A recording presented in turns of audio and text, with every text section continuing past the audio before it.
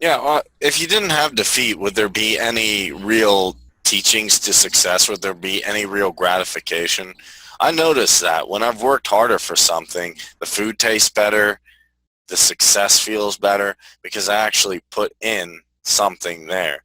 If someone just came and gave me $1 million, it wouldn't really, I don't think I'd have that feeling that if I actually earned it. I mean, like I said before, lottery winners are terrible with this because they haven't had to go through those rough experiences to see how they're going to work to make them better. Everyone has those experiences. And that's what makes the difference to me is if I can take a bad situation and then use it to my advantage, then I can actually start to make real change.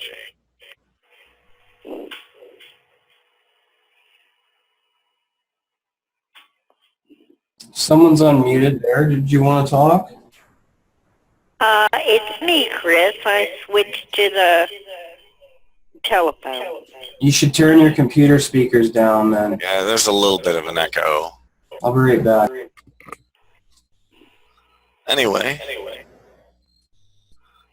what's on your mind, Miss Fran?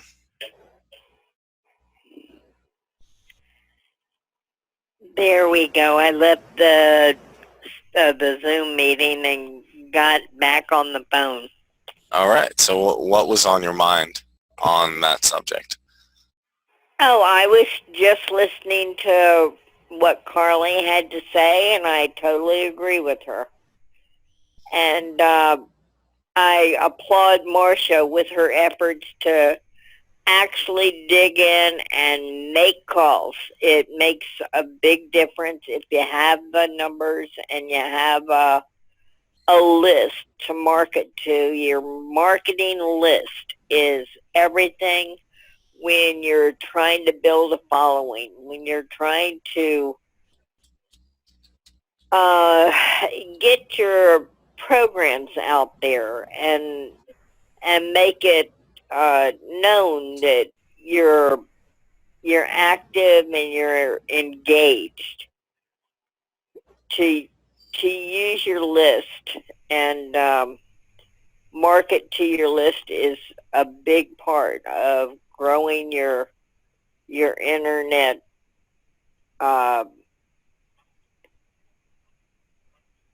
What is the word I'm looking for?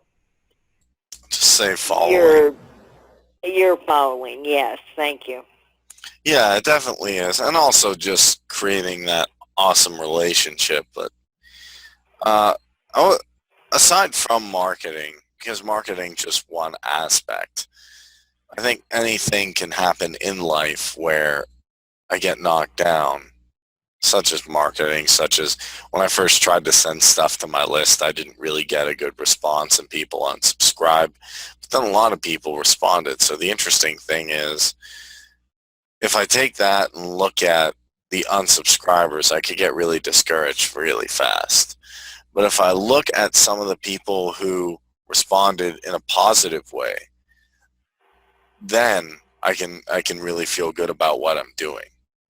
So it simply depends on what avenue do I want to look at, what feeling do I want to get, and then working through that to make that the best list ever, and a list that not only gets my emails but looks forward to it. I also feel one of the great... Oh, go ahead, Marcia. Whoever that was. Is that Marcia? Oh, no, that was Fran. I was just going to say we're at the top of the hour, and I'm very excited about a program that's coming up here this month called Pay Me What I'm Worth. And I know this is something that's close to Marcia's heart and Kareem and Chris. And I think it's really a launching pad for anybody that's an entrepreneur. I think it's a launching pad for anybody that it just feels like life is kind of dealt you a bad hand.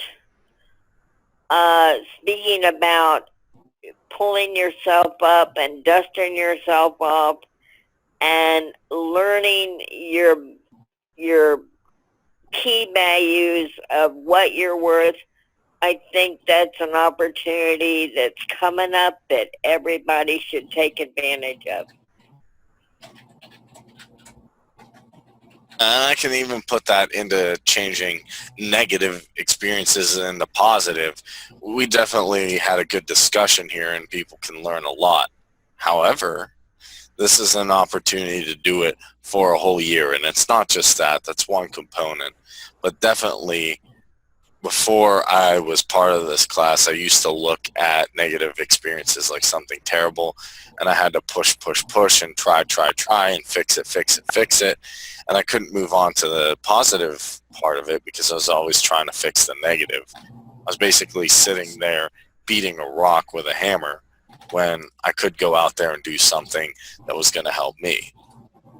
And it's hard to understand that until you really get into that allowing feeling. But once you do, wow, is it amazing.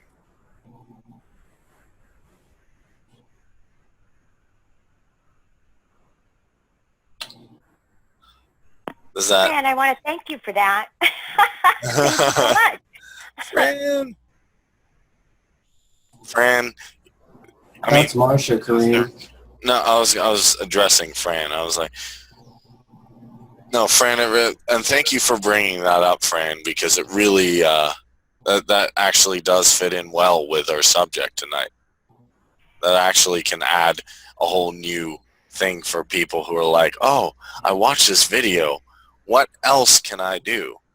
And the interesting thing about the 1 hour video is if somebody can't watch the whole thing, they can still be part of the power hour with some other stuff we're doing.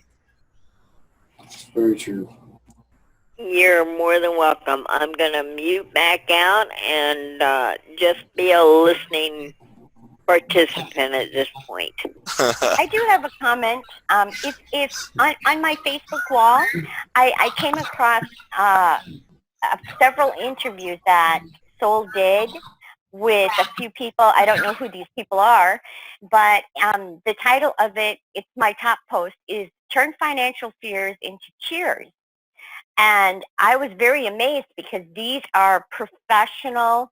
They're actually in different businesses, building businesses, and they really do dive deep in and have a really good, frank talk with Soul about how their finances were and how they turned, what they had to do to turn it around. It was really an interesting, it's on Blog Talk, of course, but I have it on my Facebook, the top post. And so if anybody wants to listen to that, it's a really good discussion. I will definitely make a conscientious effort to get that. But if you've ever played Street Fighter, a new challenger has arrived. Welcome, Mr. Michael Wallace. Our subject today is how do you turn negative experiences into positive experiences? And I know you have actually had probably some different challenges with that, and you've had different ways to overcome that. And sometimes I know since you work with crypto, maybe you have a bad day trading and then you'll learn something and not do it again. Or maybe you have a bad day with your faith and you make some mistakes and then you turn that around.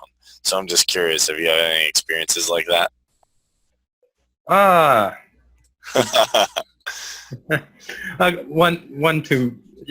couple of experiences like that actually. Where, I mean, for instance, the time when I didn't know what I was going to do. This was about 9 to 10 months ago. I was working with I suppose you can call him a partner or whatever, but we didn't really have any partners in exactly or whatever. But anyway, and this guy was helping us out, and he was paying the services and everything, helping us get things going, funding us, I guess you could say, backing us. And then he just backed out, just without really any warning, without even just telling us, I'm out of here, I'm gone. And called us and told us that and everything afterwards. And it was just 3-4 days before the rent needed to be paid. And oh crap, man, it was but yeah, I just stepped back and just reflect and prayed about it and everything, and we came up with something really cool that happened. And that's where it went from there. I guess the rest is history, I guess you can say. Is that good?